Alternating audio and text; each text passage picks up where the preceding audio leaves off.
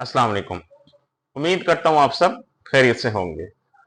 क्या शुगर के मरीज देसी घी खा सकते हैं या नहीं खा सकते? अगर खा सकते हैं तो कितनी मिकदार में खा सकते हैं और इसका शुगर के मरीजों को क्या बेनिफिट हो सकता है?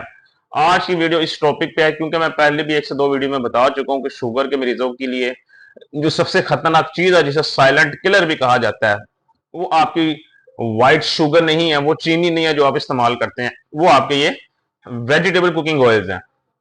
लेकिन इसका मुतबादल क्या होना चाहिए? क्योंकि इंसान अगर कुकिंग ऑयल्स का इस्तेमाल नहीं करे तो उसके लिए डेफिनेटली सी बात है, घी पे बात आती है। और देसी घी की बात करें तो एक जमाना कदीम से लोग उसको इस्तेमाल करते आ रहे हैं।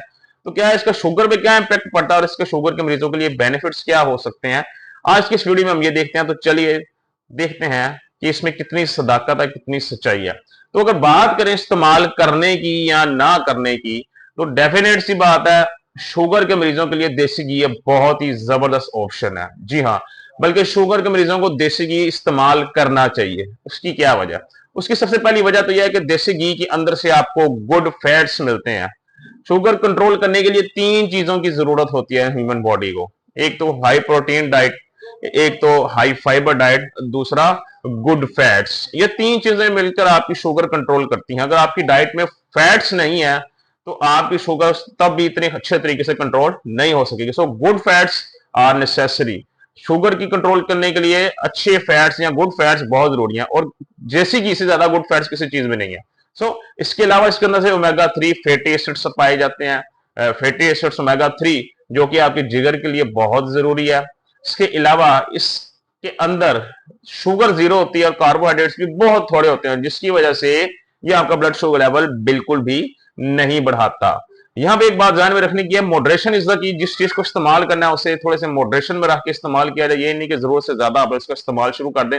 एक लिमिट में रहकर इसका इस्तेमाल किया जाए तो वो आपको बेनिफिट ही देती है।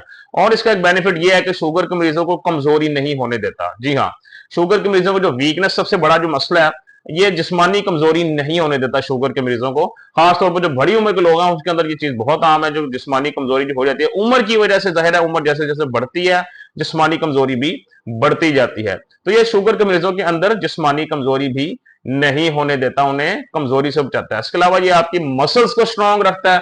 जो आपकी बॉडी के जो मसल्स होते हैं, पट्टे होते हैं, उनकी कमजोरी से आपको महफूज रखता है। आपके जिस्मान मसल्स कमजोर नहीं होने देता, पट्टों को मजबूत रखता है आपके जिस्म के। और इसके अलावा ये आपकी जो टांगों की कमजोरी है वो नहीं आपको होने देता, क्योंकि बड़ी एज में टांगों की कमजोरी भी बहुत ज्यादा हो जाती है, लोग चलने फिरने से कासी रह जाते हैं।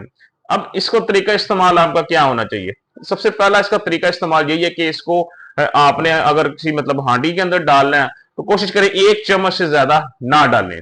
अगर किसी हांडी के अंदर डालना है तो एक चम्मच से ज्यादा ना डालें। और अगर पूरे दिन की बात करें, पूरे दिन में इसको कितना इस्तेमाल किया जाए और कितना इस्तेमाल कर सकते हैं, तो इसको आप कम से कम आप ये कह लें कि 2 चम्मच एक दिन में आप लोग इसको इस्तेमाल कर सकते हैं। जी हाँ, 2 चम्मच से ज्यादा कोशिश करें कि ना इस्तेमाल करें। बिकॉज वो, जब मैंने पहले आपको बताया, अगर एक चीज जरूरत से ज्यादा जिस्म के अंदर जमा हो जाती है वो फिर नुकसान देती है। एक दिन में 2 से 2.5 चम्मच मैक्सिमम आप इसके इस्तेमाल कर सकते हैं। इससे ज्यादा कोशिश करें कि ना करें।